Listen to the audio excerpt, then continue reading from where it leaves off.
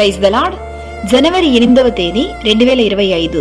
ఈరోజు దేవుని వాక్యము, నేను చెప్పునదేమనగా ఆత్మానుసారముగా నడుచుకొనుడి, అప్పుడు మీరు శరీరేచ్ఛను నెరవేర్చరు.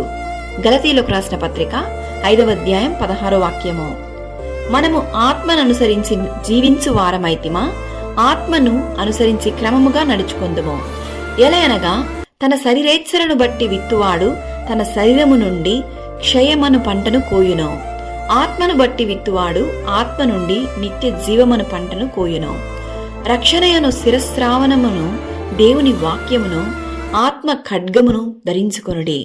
ఆత్మ వలన ప్రతి సమయమునందు ప్రతి విధమైన ప్రార్థనను విజ్ఞాపనను చేయుచు ఆ విషయమై సమస్త పరిశుద్ధుల నిమిత్తము పూర్ణమైన పట్టుదలతో విజ్ఞాపన చేయుచు మెలకువగా ఉండుడి. దేవుని వాక్యం ఇలా సెలవిస్తుంది, మీరు శోధనలో ప్రవేశించకుండునట్లు మెలకువగా ఉండి ప్రార్థన చేయుడే. ఎందుకనగా ఆత్మ సిద్ధమే గాని శరీరము బలహీనము. ఆత్మ విషయమై దీనులైన వారు ధన్యులు, పరలోక రాజ్యము వారిది. ఆత్మానుసారంగా జీవించినట్లయితే ఈ లోకాన్ని మనం జయించగలము. ఈ లోకంలో ఏదీ శాశ్వతం కాదు. ఈ లోక ఇచ్చలను జయించాలంటే ఆత్మీయంగా మనం బలపడాలి. ఆత్మీయంగా బలపడితేనే శరీరేచ్ఛల నుండి మీరు జయించగలరు.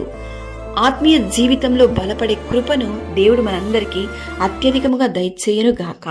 ప్రభు అయిన యేసుక్రీస్తు కృప మనకు తోడయుండి మనందరినీ నడిపించును గాక. ఆమేన్. God bless you.